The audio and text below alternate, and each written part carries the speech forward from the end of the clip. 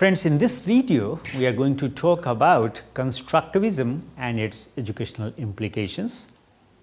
You all know that I have been doing these videos for your own sake.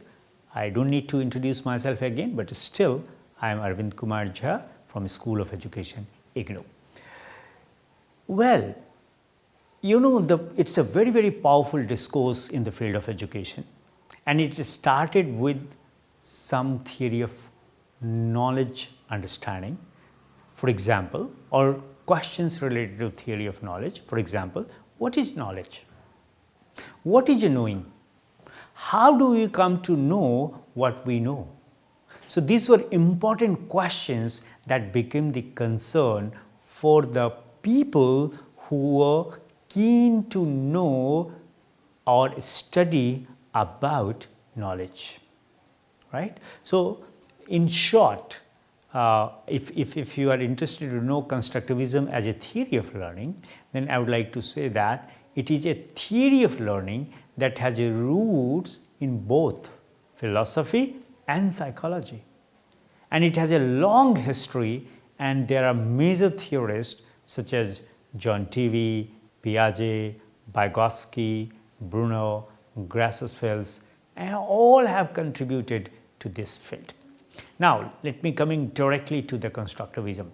Constructivism suggests that individuals create their own understanding based on the interaction of what they already know, what they already believe in, and the phenomena or ideas with which they come into contact. So it is a theory of how the learner constructs knowledge from experience, which is unique to each individual. So friends, we can say that constructivism is a system of explanations of how learners as individuals adapt and refine and ultimately construct knowledge. And here learners actively restructure knowledge in highly individualized ways based on intellectual configurations on existing knowledge and formal instructional experience. One thing more here I would like to add. You know, in our traditional understanding, whether it is a behaviorism or any other ism, that it is considered that knowledge can be given or knowledge can be taken. But constructivism says knowledge can neither be given, knowledge can nor be taken. It can only be constructed, and that's why I said it is a system of explanations of not only how learners as individuals learns, but also how individuals adapt and refine and ultimately construct knowledge. Now I'll be talking about, there are variety of constructivism, right? Even in my own book, Constructivist Epistemology and Pedagogy, I have mentioned more than 12 types of constructivism. But for your sake, today in this video, I'll confine myself to social constructivism.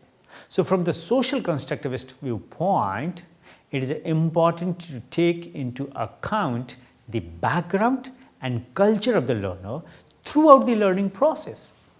And as this background also helps to shape the knowledge and truth that the learner creates, discovers, attains, and finally construct in the learning process.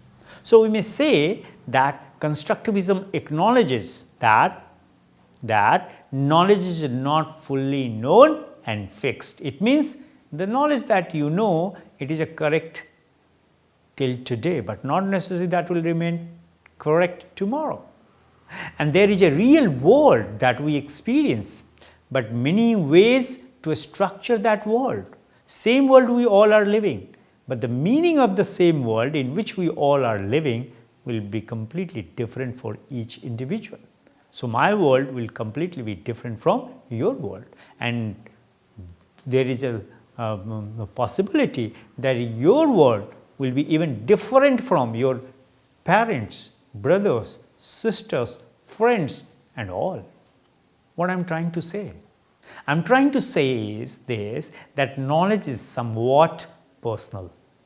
The learner plays an active role in the personal creation of knowledge through experiences. So, for any kind of creation and construction of knowledge, what are important things?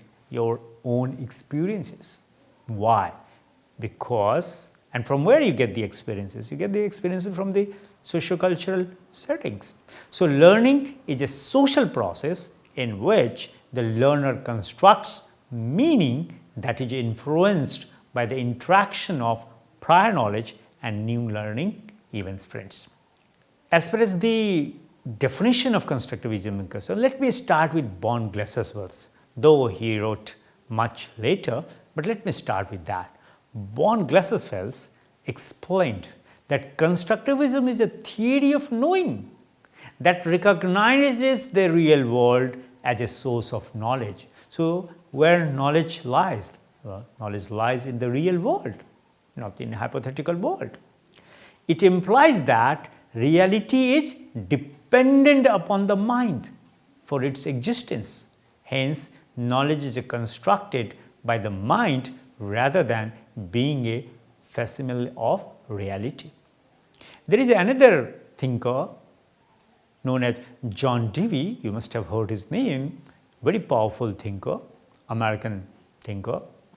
He proposed that education should work with students' current understanding, taking into account their prior ideas and interest. And just now we have discussed in previous video Bruner, who defined construction learning theory is an active process in which learners construct new ideas based on what? Based upon their current or past knowledge. So, friends, we can say that the constructivism is a relatively new paradigm which takes into account the subjective, contextual and very important pluralistic nature of knowledge. So, knowledge is subjective, not objective. Knowledge is contextual and its fundamental nature is pluralistic. It maintains that individuals create or construct their own knowledge through the introduction of what they already know and experience. So, interaction between the new knowledge and the old knowledge only will help you to construct the new knowledge. So, knowledge is acquired through involvement with content instead of imitation or repetition as behaviorist theories claim. Learners actively receive knowledge, connect it to previously assimilated knowledge and make it theirs by constructing their own interpretation. So, friends, Piaget says that the learning occurs by an active construction of meaning rather than by passive recipient. So, if we are particular about what is a constructivism according to Piaget, so according to Piaget, constructivism is a system of explanations of how learners as individuals adapt and refine knowledge. So, in this view, learners actively restructure knowledge in highly individualized ways, basing fluid intellectual configurations on existing knowledge and formal instructional experiences. Further, there is another very powerful thinker and his name is Vygotsky. Friends, when Piaget was trying to say that the things are processed, knowledge is processed internally with the help of the mind which is inside the head. No, because he was a biologist basically. And other behaviorist thinkers said that, oh, mind is nothing, mind is there in the behavior. So, but particularly when Piaget almost had convinced the world that the mind is inside the head, Vygotsky, on the other hand, was not convinced by this argument. And he said, who says mind is inside the head? Where is the mind? Mind is not inside the head, but mind is out there. What do you mean by mind is out there? Mind is out there means mind belongs to the socio-cultural context. As your society, so is your mind. As your culture, so your mind. That's how you'll find our language style differs. Our speaking style differs. Our even food style differs. Our even dressing style differs. Why? Because all these things we learn from our society, from our family, from our culture background, etc., etc. So, the social view of constructivism defines that knowledge is co-constructed through social and cultural context, and this is the contribution of none other than Vygotsky. So, the teacher's role is to be a collaborator in constructing reality by engaging in open-ended inquiry that elicits and addresses student misconception. So, friends, constructivism doesn't deny even the importance of misconception. Well, so what are the major points of constructivism? As we have discussed earlier, constructivism emphasizes knowledge construction rather than reproduction or transfer of knowledge in the form of rote memory. Another major point is knowledge construction takes place in individual context and through negotiating and collaborating with the group members, and that's why it is very important in the society that you should know how to interact with fellow human beings. The learner's previous knowledge, beliefs and attitudes are considered in the knowledge construction process. So, the process of constructing knowledge involves observing relationship between the concepts and viewing things in a holistic or integrated manner. Therefore, what is learning? Learning is inquiry based and discovery based. The role of an instructional designer is what? To set up problems or project and provide mechanism to monitor, to explain and guide the direction of inquiry to the learner. Now, I will be talking about the principles of constructivism. But in addition to the things that I have just mentioned, I would like to add 2-3 things more before I talk about the principle of constructivism. You know, philosophically, constructivism believes that there is no reality which is ultimate reality. Every reality in this world is a mental construction, and you construct it on the basis of your socio-cultural orientation. As the society, so is your mind, as I said earlier. You know, even it doesn't say, but I have interpreted, even the concept of God as a reality is contingent upon human mind. And you can infer out of this, I don't want to hurt you, but if you think rationally and critically, you'll find even we have created God, not God has created us. And why I am saying this? Because every culture in this world, every society in this world has created its own concept of God. So, Arabian world created a different concept of God. Asian God, particularly in India and Hinduism, the concept of God is a completely different one. Similarly, the concept of the God in Western world, particularly in Christianity, it's a completely different. And in India, see the beauty. There are some unorthodox relations. We say, oh, God doesn't exist even, etc., etc. This is the first thing. Second thing, as I said, knowledge can neither be given nor taken, it can only be constructed. So, what is its implication? That teachers should help the students in the process of constructing knowledge. Right, friends? Well, there are many more. You cannot learn anything passively. You can learn anything when you are active. Now, I would like to mention the principles of constructivism. So, the first principle of constructivism is that the teacher is supposed to engage students with real world problems which they can explore with their interest and motivate themselves to deepen their understanding about the problem. I always make a point. If you want to explain the concept of a circle, it is better if you are teaching the concept of circle to your students and your students come from rural background. So why don't you give the example of how a well is dug up? Students need to learn cause and effect relationship in a phenomenon through inquiry-based exploration. For example, students should explore why rainbow has different colors. Students have their own views about any phenomenon, ideas or events. So, they should be given opportunities to share and exchange views from their perspective. Friends, teacher is supposed to know the cognitive abilities of the students and design the lesson accordingly to meet their cognitive abilities. As far as the assessment is concerned, assessment of a student's learning should not be based on criteria such as right or wrong, rather on focusing on what inputs still need to be provided for their success.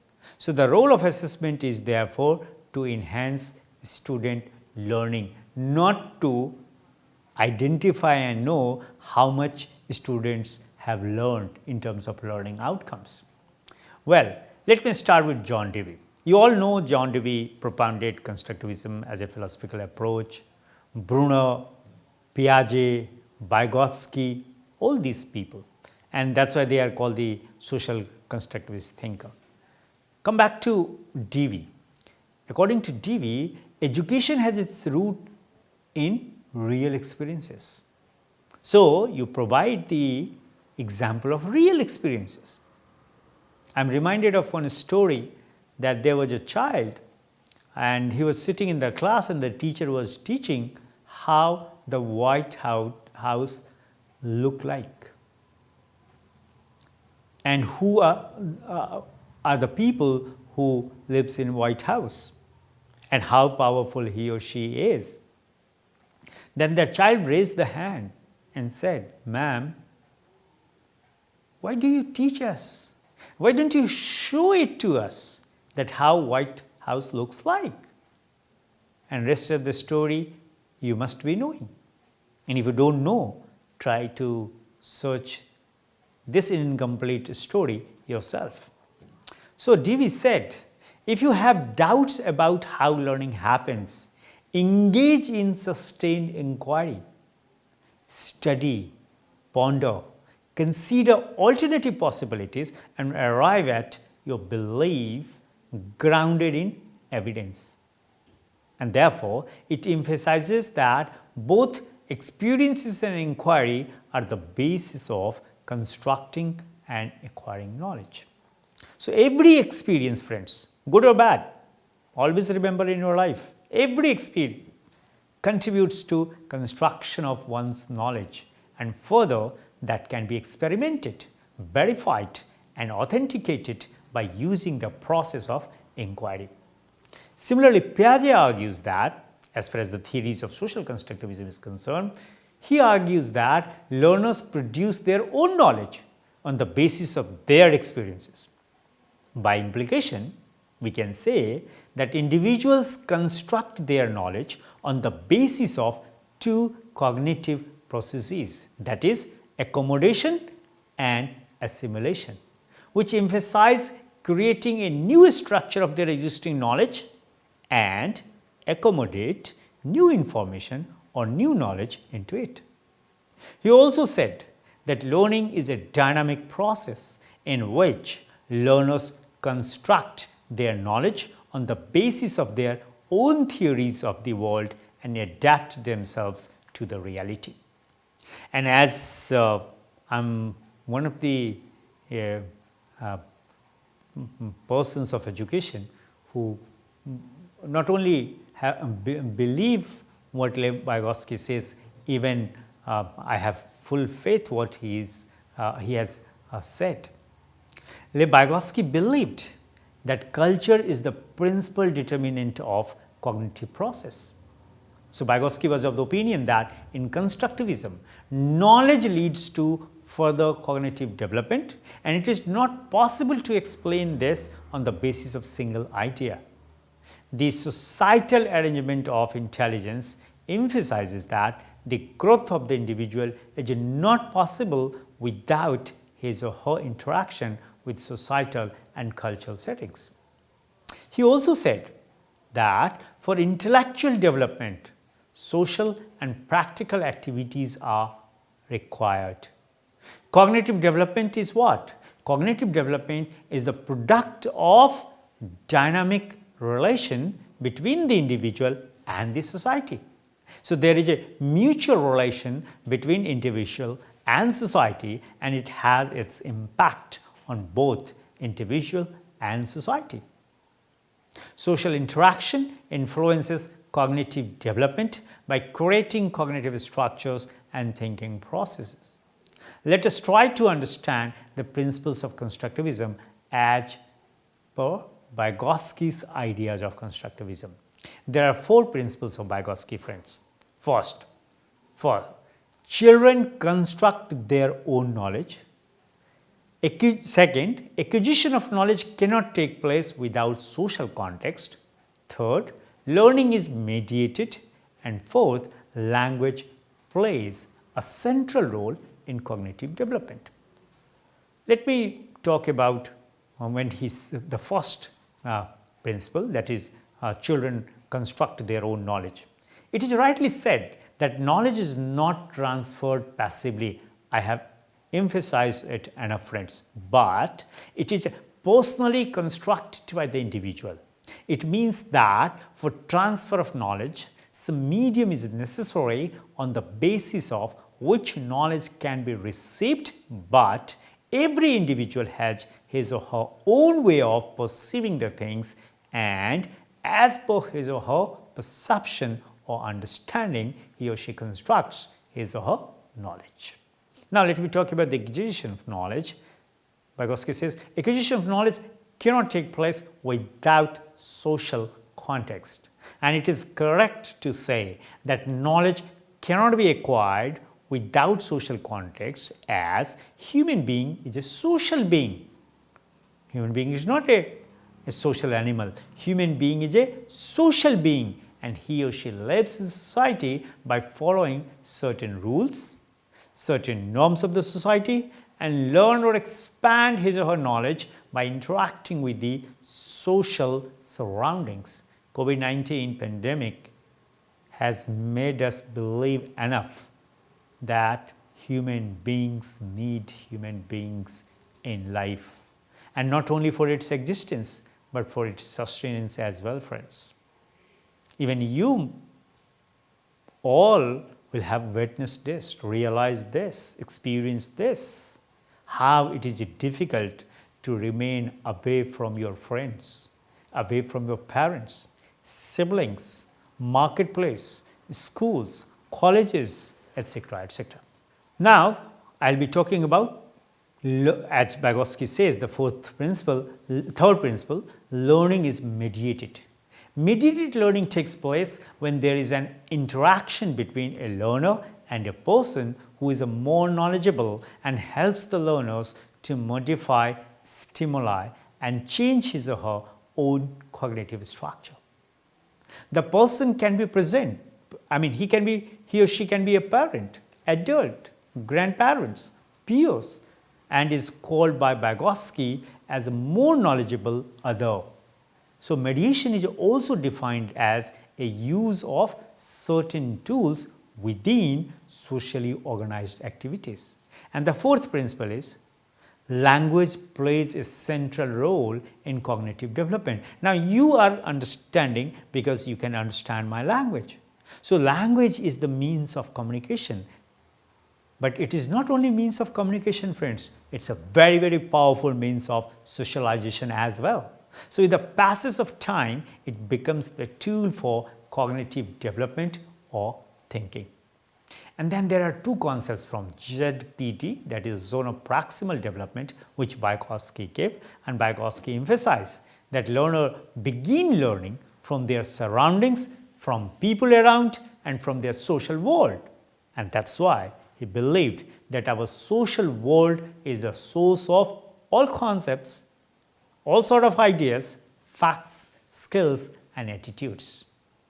So there are three ways of learning. Number one, imitative learning, where one person tries to imitate the other. Second, instructed learning, where learners internalize the instructions of the teacher and use these to control their learning. And third is the collaborative learning, where a group of peers strive to understand each other, and through their interactions learning occurs. Right? Well, now the another concept that Piaget has given, that is called scaffolding, means to support. So adults' role is to provide support to the younger people, right?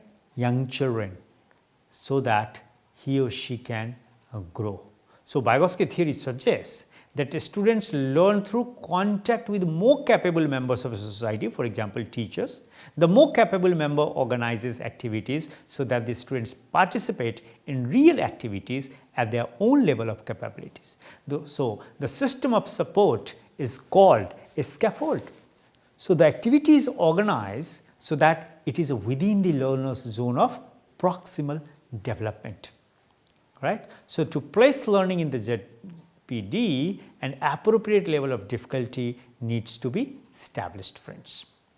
And there are other things, for example, cognitive apprenticeship. Cognitive apprenticeships are situated within the social constructivist paradigm, and students work in teams on projects or problems with the close scaffolding of the instructor. And then the cognitive apprenticeships are representatives of what? They are nothing but the representatives of the ZPD, scaffolding, etc., etc., friends. Now, what are the educational implications of constructivism?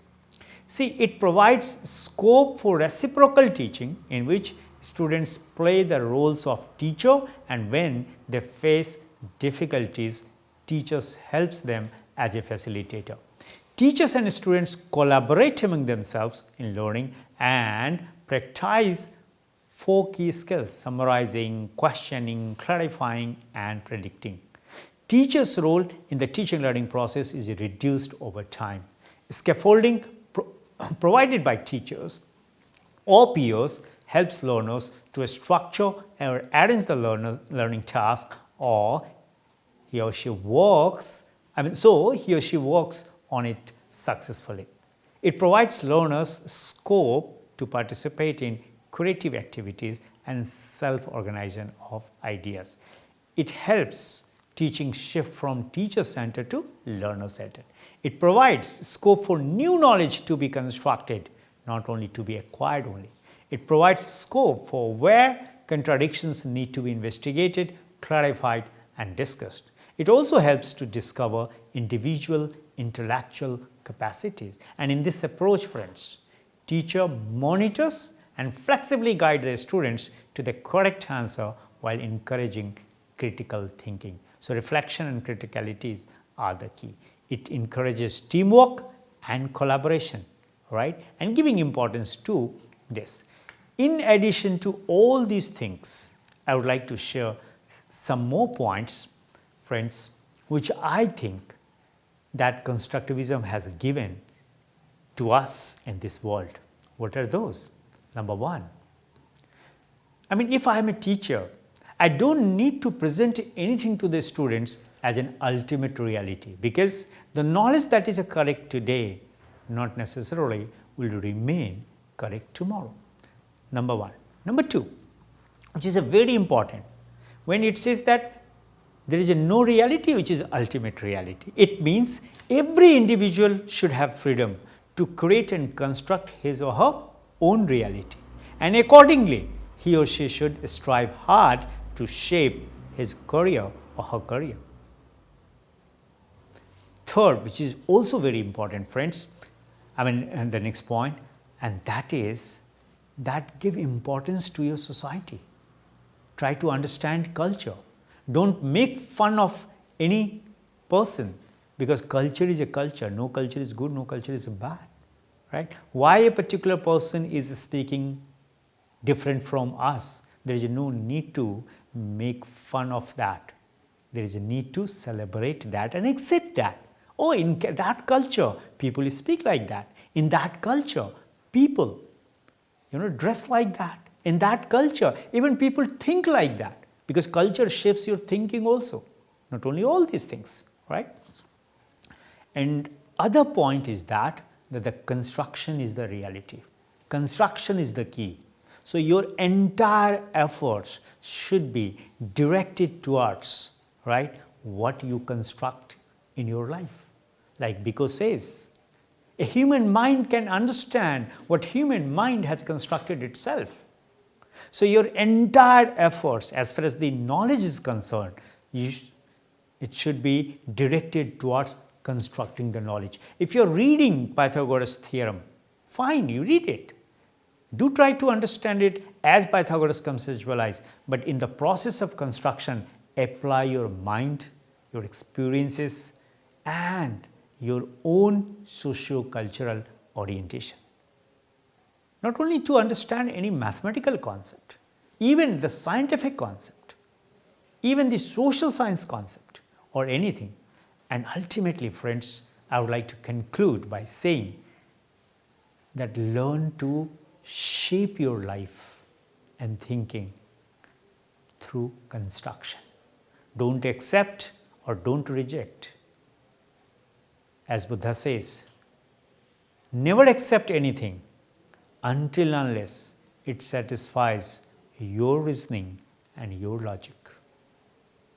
The person may be very great, but do you think the person that says is logically valid and correct? Thank you so much.